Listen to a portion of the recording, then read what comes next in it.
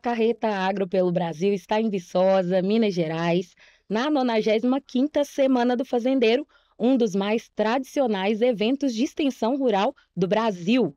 De hoje até o dia 18 de julho, nós, do Sistema FAENG-Senar, vamos receber aqui no estúdio da Carreta vários convidados para falar desse evento tão importante para a agropecuária brasileira.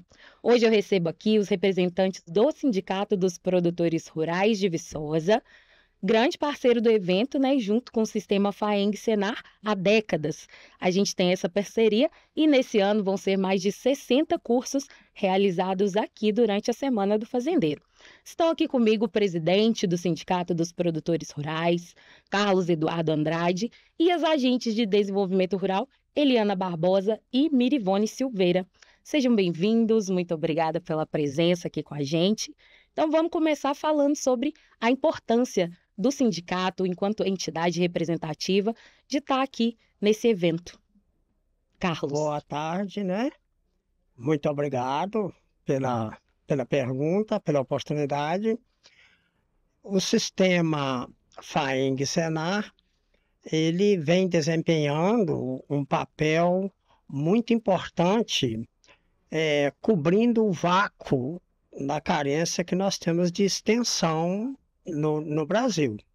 A nossa região aqui, a zona da Mata Norte, ela é caracterizada por uma estrutura fundiária de pequenos produtores, um relevo montanhoso, de uma sociedade bem de cultura tradicional, mas em termos de produtividade agrícola deixa um pouco a desejar, porque por ser pequenas propriedades de relevo impróprio para a mecanização, dificultam um pouco a adoção de tecnologias que venham a favorecer o aumento de produtividade.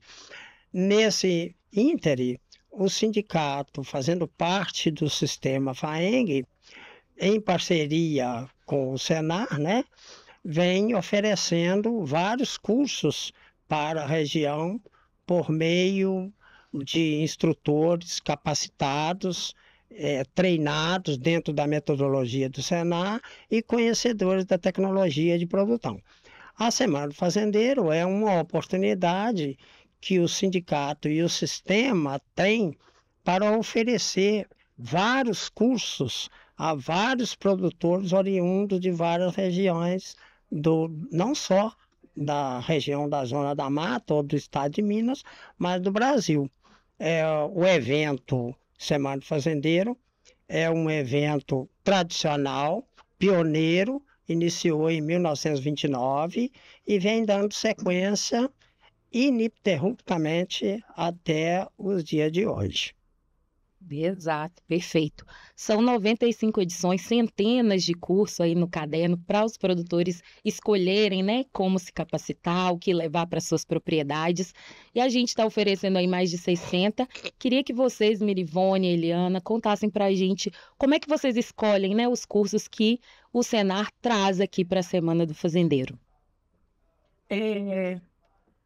Todo ano, né, logo que encerra a semana, a gente já faz uma reunião, né, toda a equipe aqui da nossa regional, né, o Marcos, que é o nosso gerente, a Mirivone, eu, o Carlos, né, as meninas da equipe, e a gente já começa através dessa avaliação que a gente faz aqui durante o evento, né, assim que encerra, e também no decorrer do ano, a Mirivone e eu, a gente percorre toda essa região aqui, as cidades que fazem parte da nossa extensão de base. A gente oferta esses cursos durante o ano todo, então a gente já vai pegando os cursos que o produtor realmente está precisando, né? Já vai coletando essa demanda e traz aqui para a regional, né?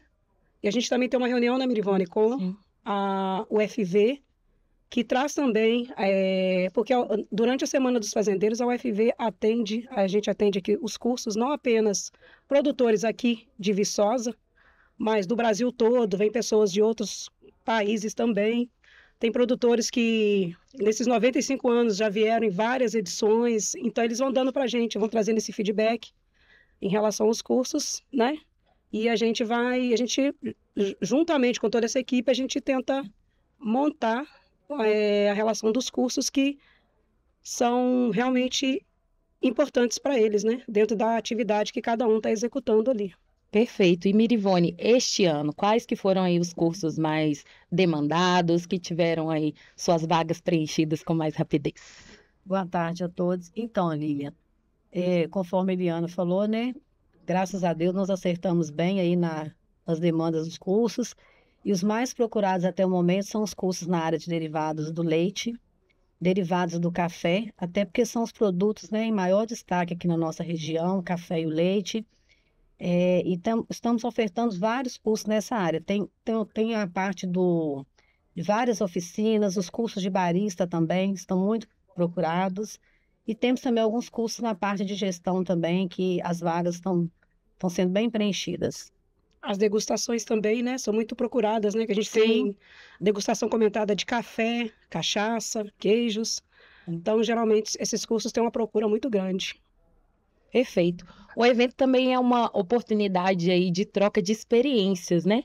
Temos aqui os produtores, trabalhadores rurais, pesquisadores, estudantes, e aí é nesse sentido que a extensão se faz acontecer aqui dentro da universidade nesses É a dias, né? via de mão dupla, né? Exato. Inclusive, é por intermédio da extensão é que surge a demanda para se fazer as pesquisas, né? Ao sentir a demanda dos produtores, é que se desenvolve novas pesquisas, né? Ultimamente, no atual momento, está tendo uma demanda muito grande para se usar tecnologias que economizam mão de obra, porque está tendo no Brasil um apagão de mão de obra, né? E assim, e vai piorar, porque, veja bem, a taxa de natalidade no Brasil, divulgado pelo IBGE, foi em torno de 1,6 filho para uma mulher. Não cobre nem a taxa de reposição, que seria em torno de 2%. Então, nós teremos o quê? Uma redução populacional. Aí, se você contar o envelhecimento, crianças, pessoas com problemas que não podem trabalhar, cada vez mais a pressão, né, e o déficit de mão de obra vai ficar cada vez maior, né? Perfeito. Por isso a atenção, né? Os pesquisadores também atentos. É uma demanda trazida também pelos produtores, né? Você que também é Isso. produtor, tá lá no campo já vendo as consequências, né? Dessa Isso. falta de mão de obra. Então, o que a gente precisa e tenta fazer, na verdade, com os cursos é também preparar Isso. essas pessoas para esse mercado, né? Mas fala para a gente também, Carlos, um pouco sobre a história da extensão, né? Como é que é a UFV, como é que você também, pessoalmente, tem essa ligação com a extensão aqui. Eu sou extensionista há 40 anos, né? Engenheiro agrônomo por formação. Minha primeira experiência com extensão foi junto à Emater, né? Em 1985. Eu tive uma passagem pela Emater. Acabei depois, por vários fatores, entrando na universidade. Fui para a área da extensão, que é uma paixão, filho de produtor. E a história da extensão, ela inicia no Brasil com a Semana do Fazendeiro, em 1929, com a Universidade Federal de Viçosa, oferecendo vários treinamentos, vários cursos no mês de julho. Por que mês de julho? Porque é um período onde já se efetuaram as colheitas, é um período seco. Então, seria um período de vacância, entre aspas, de certo trabalho no campo. Aí, após isso, a extensão ganhou um impulso muito grande com a Revolução Verde, na década de 60. Porque o que aconteceu? Se a gente for olhar o que o Malthus disse, né? Que nós iríamos ter déficit de alimentos, porque a população, ela crescia em progressão geométrica e a produção de alimentos em progressão aritmética. Mas só que aí o Malthus esqueceu da tecnologia, né? Aí surgiu a tecnologia, aumentou a produtividade, aumentou a qualidade dos produtos e houve essa pressão da pesquisa desenvolver plantas melhoradas, técnicas de controle de pragas de doença, correção de solo, né? E o novo impulso foi na década de 70, quando o Brasil decidiu ocupar o Cerrado. Aí nós somos pioneiros, né? Surgiu a Embrapa, né? Com o governo militar, né? E o que que acontece? Desenvolveu pesquisas de agricultura tropical. E hoje o Brasil é um grande exportador de alimentos. A agricultura é responsável por aí 40% do PIB e alimentamos o mundo, né? Se a gente pensar que hoje nós temos em torno aí de 8 bilhões de habitantes e desses 8 bilhões de habitantes no mundo, pelo menos uma porcentagem aí dos 25% é o Brasil que é responsável por alimentá-los. Perfeito. E o setor segue apostando no conhecimento, né? No Exatamente. desenvolvimento das tecnologias, conhecimentos que a gente vê em campo que transformam de fato a história, a vida dos produtores e dos trabalhadores rurais. Queria que vocês contassem para a gente alguns casos de sucesso aí de egressos dos cursos do Senar aqui na região, como que vocês enxergam, né, esse antes e depois aí dos produtores com essa capacitação. Eu fui instrutor do Senar. Fui a primeira turma no estado de Minas. Eu fui instrutor do Senar na região. Então, eu dei muitos cursos em toda a região da Zona da Mata, no sul do Espírito Santo, uma parte do Rio. E eu vi muita transformação. As pessoas, por exemplo, produziam sem fazer uma calagem, sem fazer uma aplicação de micronutrientes, por exemplo, a produção de milho, de café. E quando a gente mostrava para eles a utilização de uma nutrição adequada, a produtividade aumentava, mudava a realidade deles, mudava a realidade porque eles passavam a ter maior produtividade, maior qualidade, com menor esforço e, consequentemente, melhor renda, né? Então, a nossa região aqui, como eu já disse, ela tem uma estrutura fundiária caracterizada por pequenos produtores, né? São inúmeros os casos de sucesso, né? Pessoas que produziam leite e melhoraram a produtividade do leite, melhoraram a produtividade do café.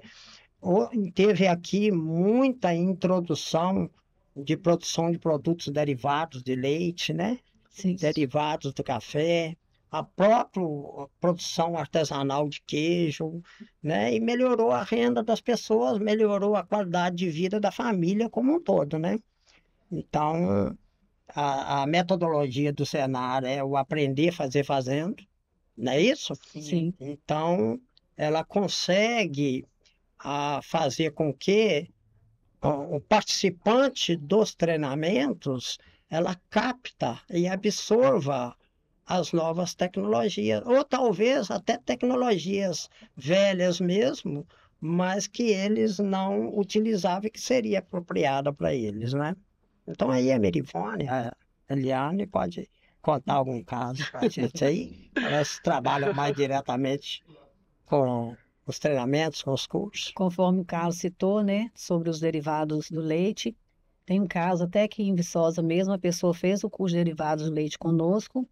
A partir daí ele começou a comprar, né, uma pequena porção que ele ainda nem produzia o leite. Através disso, hoje a produção dele aumentou. Ele está empregando vários funcionários e hoje o produto dele está aí, né, exposto nos melhores mercados de Viçosa. Tem outro caso no município de Araponga. A produtora fez um curso conosco de doces, salgados e bolos de festa. Hoje ela é uma grande confeiteira lá em Araponga e está sendo a principal fonte de renda dela são as produções através desse curso que ela aprendeu conosco. São os doces de festa, os salgados e os bolos de festa. E como o Carlos mesmo falou, são vários casos. Muito bom. E é muito gratificante, né? A gente vê esse retorno aí dos produtores. E a gente vê também que o Senar tem muitos programas, né, de gestão com qualidade no campo, negócio certo rural, né, e sucessão no campo, né, também, que vai mudando a mentalidade, né, dos produtores.